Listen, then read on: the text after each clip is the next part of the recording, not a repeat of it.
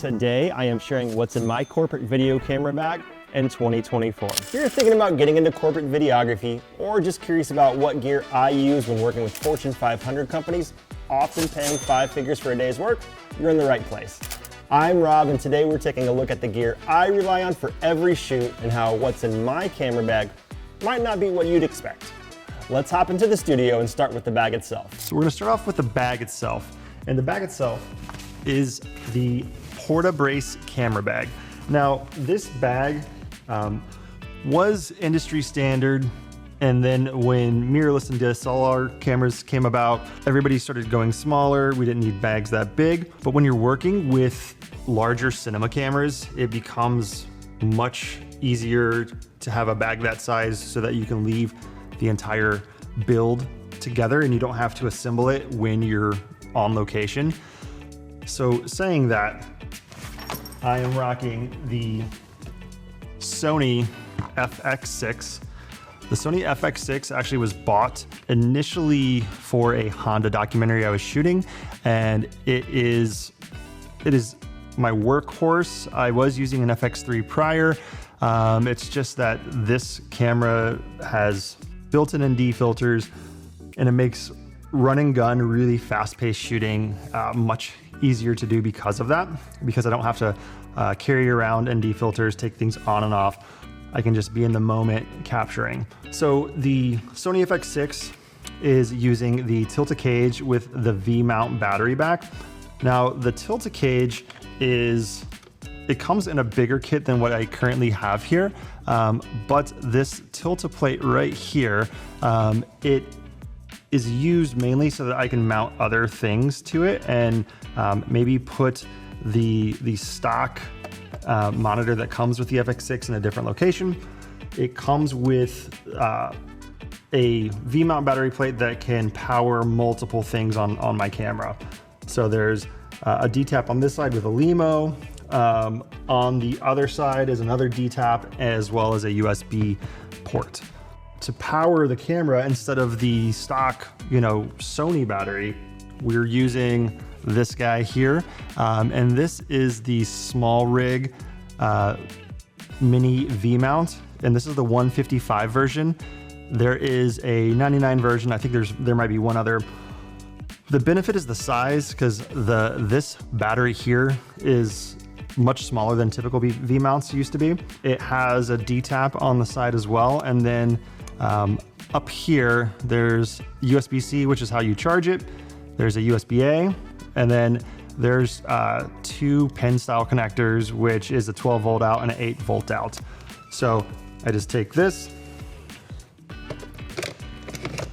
slide it on there, and that's going to allow me to power everything that's currently on this build. The way that the external monitor is held on is by the Noga Cine arm right here. So this is an articulating arm, magic arm, that I can loosen this up and I can put the monitor in any which way that I want, which helps out tremendously for shooting it in various circumstances, because maybe I am holding the camera very low.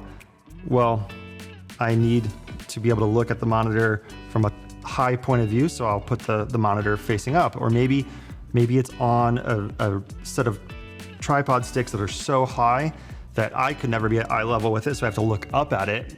Well, I can angle the monitor armed down like this, lock it, and then it's gonna keep it in place. So having gone over how I attach the monitor, we should talk about the monitor. So the monitor is, it's the Portkeys BM7 II DS. And I went with the 7-inch version mainly because it makes what I'm shooting much easier to see. So when you're using a smaller monitor, especially like the one that comes stock with the FX6 here, this monitor only goes so bright, and yes, it comes with a sunshade, but you're still limited when direct sun is hitting the monitor. So this Portkeys goes so bright, and it's similar to an iPhone where you can dial it down, you can have it really bright to where you can view it easily in direct sunlight. Right here, this is the Sony UWP-D26, and you can see it has these little antenna here, and it's like, oh, hey, what's that? That looks like a wireless receiver, and that's exactly what it is. There's a lot of times, especially when I'm shooting a documentary, where we're moving around. I'd love for things to be boomed, but maybe I don't have, excuse me, maybe I don't have a person with me that can do sound and to hold a boom mic, right? And then my other option is to put a lav on them. Well, I want to be able to monitor the sound in real time so that I know, yes, the mic's picking up what I want it to pick up. It hasn't fallen off. It isn't like ruffling in their shirt and picking up a bunch of noise that I don't want to be there. So utilizing this Sony system allows me to do that wirelessly and record directly into camera. Any Sony camera that has the MyShoe, the hot shoe adapter with the physical like contact pins in there that are electronic, this can mount directly to it. It's sending that signal through the MyShoe adapter to be recorded into the FX6. So I'm not taking up any of the XLR ports. It's going through the camera handle. You could also use it on an FX3 or an A7 IV or any of the other MyShoe cameras. And that's huge because that leaves 2 XLR ports here, and this will receive both lavs and then put them as a separate channel each in the FX6. It uses this auto scan to where you just hold a button. Maybe you're in a stadium, maybe you're in a city. There's lots of different wireless signals going around, and you don't want interference. It'll scan, find the best channel, find the best channels after that. And then once it locks on, you take your transmitter and you simply just do this, and you'll feel a physical beep because physical vibration, because sometimes maybe you're in a loud environment, an audible beep you might not hear.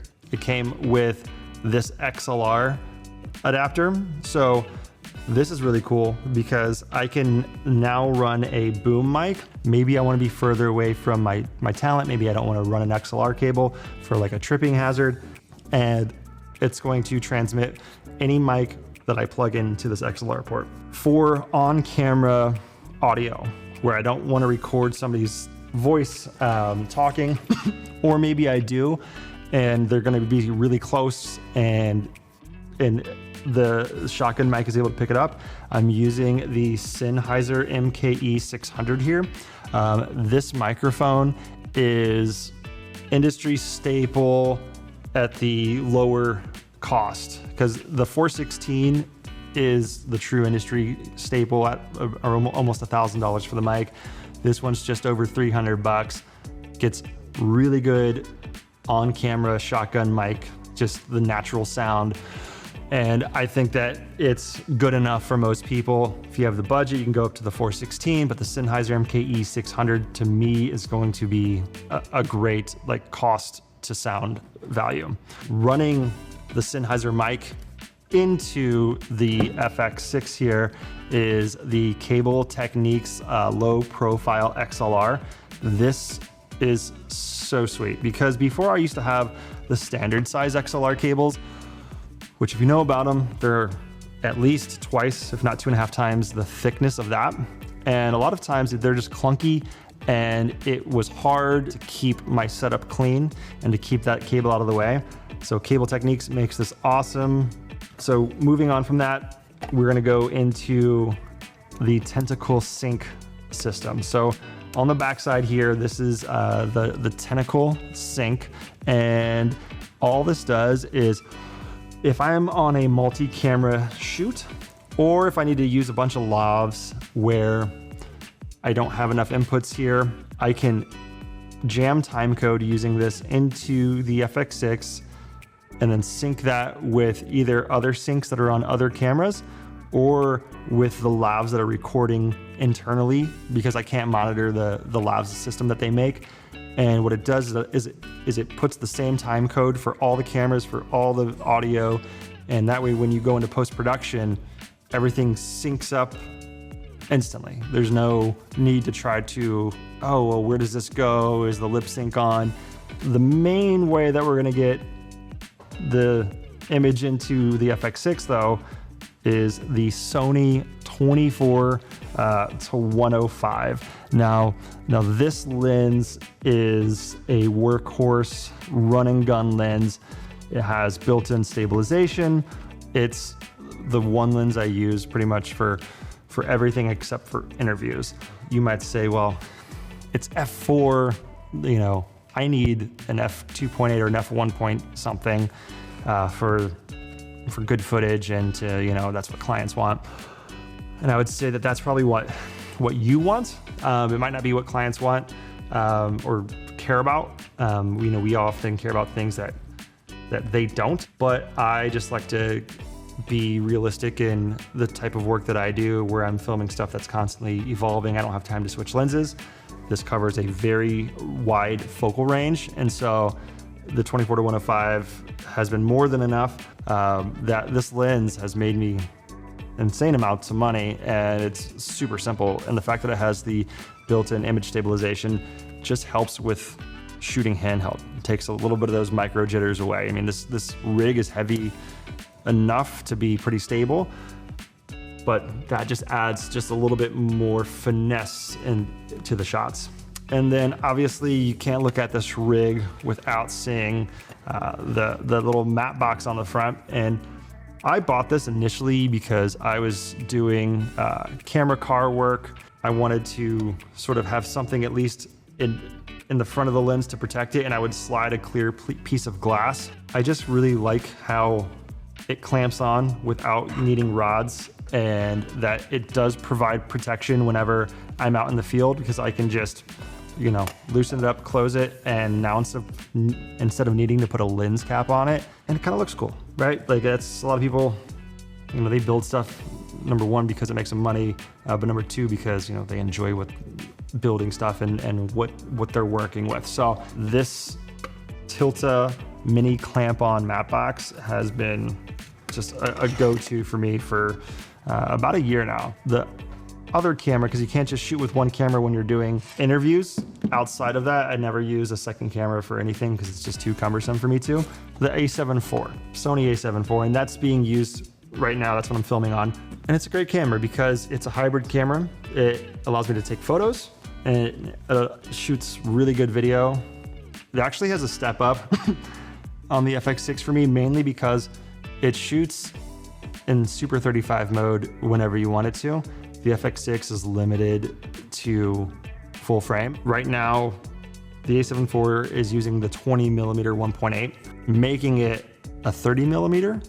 I could turn on Super 35 mode, and the 20mm lens now becomes a 30mm that I can then zoom in to almost 45mm. Because the A7 IV does not have built-in internal NDs, I do use a set of Freewell. It's a variable ND kit. It's 95mm. They have a base that screws onto the front of the lens, and then you take the ND. There's either a 2 to 5 or a 6 to 9 stop, I believe, and it's magnetized, and it just magnetizes on, and then you spin it. If I don't need anything, the base that's there, it's just the exterior ring, so it's not affecting your image at all. So the A7 IV FX6 combo is what I use for all my shoots. And again, the A7 IV only comes out as a B cam look for interviews. And so when the A7 IV is the B cam to the FX6, instead of the 20mm, I'm rocking the Sony 85 1.8, and that's because the second look for the B cam is always a tighter angle. It's a great lens. It's cheap. It's not a G Master. Made a ton of money with it. Nobody knows or cares that it's not a G Master. And when the FX6 is doing an interview, instead of rocking the 24 to 105, I rock the 35 1.8. And again, I'm using the non-G Master version, right? And so it's like a $350, $400 lens used. Looks really good. Ideally, in a interview type situation, I'm using a boom mic, and that boom mic is actually being used right now. Let's see. You can sort of see it pulled in.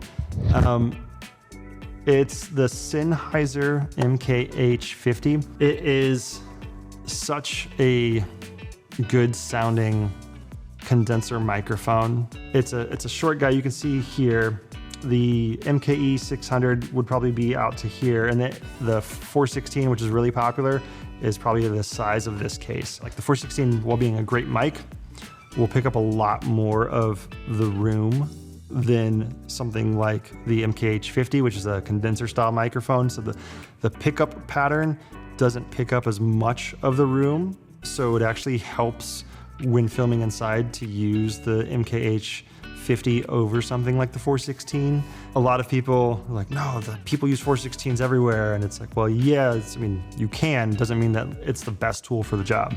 Outside 100%, 416 is hands down the winner, but indoors, the MKH50 is definitely the way to go. This is something I have that I use more often than not, because I end up having to mic multiple people at times. And so the Tentacle Track E lav kit records 32-bit float, and it has that built-in time code that syncs with the track, the Tentacle sync that's on the FX6 and the other cameras, so that way they seamlessly connect in post. I don't have to, which track, went with which clip recording, and each one of these kits has been a lifesaver for the past few years. Something that I've gotten recently, which has been, to me, a bit more useful, the Rode Wireless Pros, and these are super simple, like super intuitive, and they come in a case that is just how it charges, because you just plug a USB-C into the back. They sync easily with the receiver. It records 32-bit float in camera, but then it also, because it's sending a wireless signal, can be recorded directly in camera. There's just so much that's more useful about this, because I can monitor the Tentacle Track E lavs, but I have to use my phone, and there's a delay of like half a second, and it's very that's been my one qualm with the Track E's. Even though they record 32-bit float, monitoring the audio from it has been tough, and I can't send that signal directly into camera to record, unlike this where I can. Way that I am monitoring the audio while I'm using any of these mics that are attached to the camera is using the Audio Technica ATH M50Xs. These are really awesome over-the-ear microphone. And then not only does it have the standard plug-in for, a 3.5 millimeter jack, but it also has the 1/4 inch locking 1/4 inch way that I can plug it into something like the Rode, where it utilizes a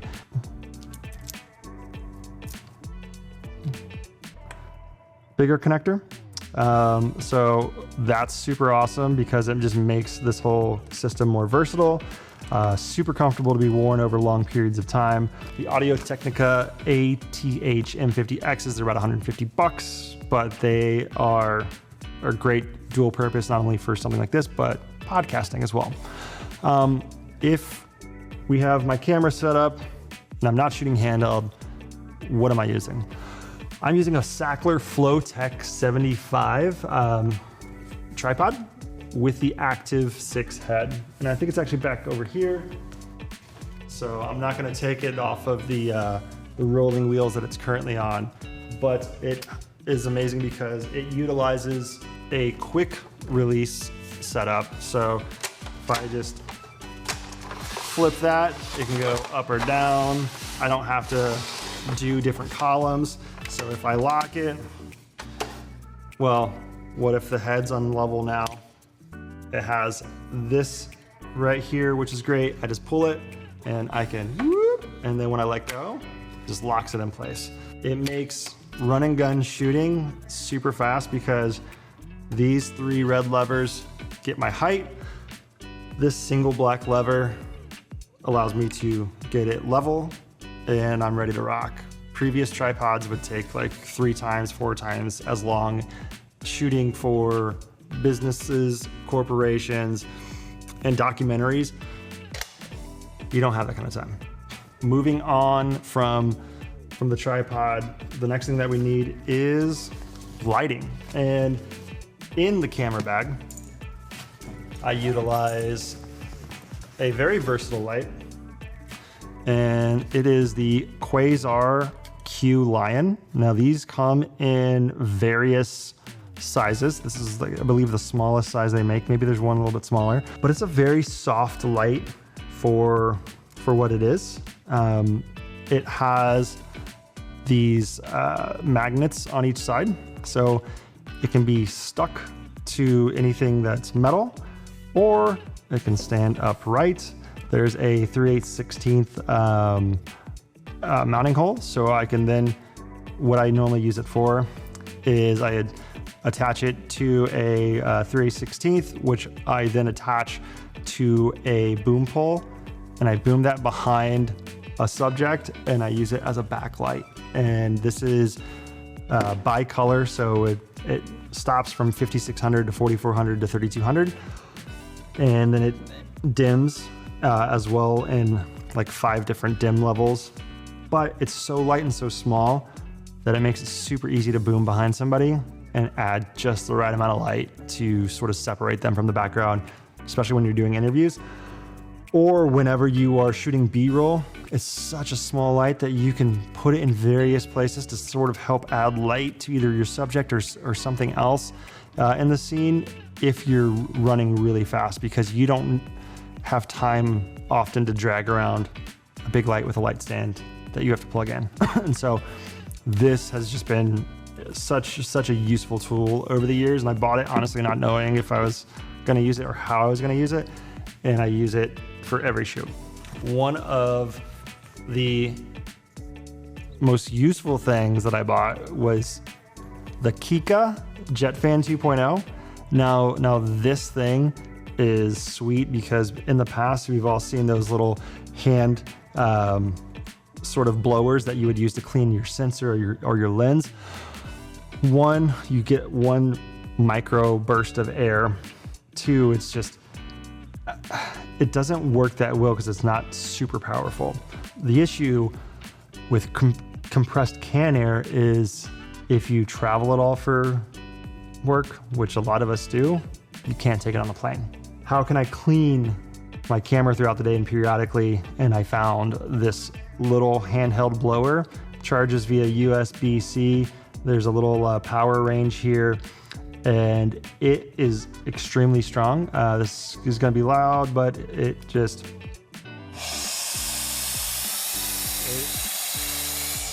it's like a little jet fan. I mean, that's literally, it's called the Kika Jet Fan 2.0 for a reason, but it helps keep all my gear clean, and it can go on any flight. So instantly useful. It's going to keep my camera functioning better for longer, especially that I don't have all that stuff building up throughout the week. And it saves me from going to a store to buy canned or compressed air every time I land in a new city. One other thing that is crazy useful is the Riot Coat stickies. They come in these little sheets, and all it is it's a dual-sided stick tape where you peel one of these off, and then you take your lav. We will pretend like this is a lav, and you put it on one side, and I typically put one on each side. You remove the backing, and on the inside of the shirt, you would pretty much do what I'm about to do on the outside. And it can stick to skin, it can stick to clothing. A lot of times I'll put two on, so that way one side is stuck to the skin and one side is stuck to the clothing. You're not gonna get the scratchiness that you might get if you just normally hook up a lav and try to hide it because it's rubbing on fabric. So Riot Coat stickies for the win. Is gaff tape. Gaff tape is an industry standard. It comes in all different colors and thicknesses. Super useful for either putting cable and like securing it to the floor so people don't trip, just attaching things anywhere it sticks to clothing. It rips very, very easily. So super simple. gaff tape is awesome. Keep it in your bag. It's like 20 bucks for a roll, which is expensive, but it'll last you a long time and it is super useful. If I'm working with multiple cameras, especially if I'm giving the footage to somebody else and they're not all the same sensor, I use this Calibrite. I think it's by X-Rite. It's a color checker. It's their video version. Super useful. You just put it where the person's gonna be so that the lighting is correct, and it has the colors and the luminance values on one side. This side is great if you just need a white balance. And just by adding that to the frame, like before an interview starts, record it with both cameras, it makes it much easier on post-production, or if they're sending it off to a colorist, to make both cameras match, because cameras, they all have different sensors and they interpret color differently. So super useful. And lastly, we can't forget good old Zeiss lens wipes. These things, I buy them. I think they come in a box of 200, and I go through them often to clean lenses, to clean my phone, to clean the monitor screen, any piece of glass, really. Super useful. I would just highly recommend taking your blower and blowing off any actual dirt and dust from like a lens, because what happens is if you don't do that first and you just take this lens wipe and just go to clean your lens, dirt, dust, all that's just like very small rocks, really, like tiny particles. And if you take this and just start rubbing it, you're now smearing that hard rock onto your lens. It's creating very tiny micro Mars, and it's making your lens less clear optically. So always blow it off. These lens wipes are great. That's it. That's all I use to do all of my Fortune 500 companies. I still do work with some local companies. I'm doing the Honda documentary. All of that is with those lenses, this gear. It gets me by for everything. And if for some reason somebody wanted to hire me for something that required more, I'd rent it. Lensrentals.com, other websites make it super easy to rent gear instead of having to buy it. It's also good to do that, to test something before you invest all the money, in case you don't like it, because the whole name of the game is to save as much money as possible, so that way you can continue to grow and thrive in your business instead of just buying stuff that you might not necessarily need, because it makes you feel better, but it's not actually putting more money in your pocket. See you next time.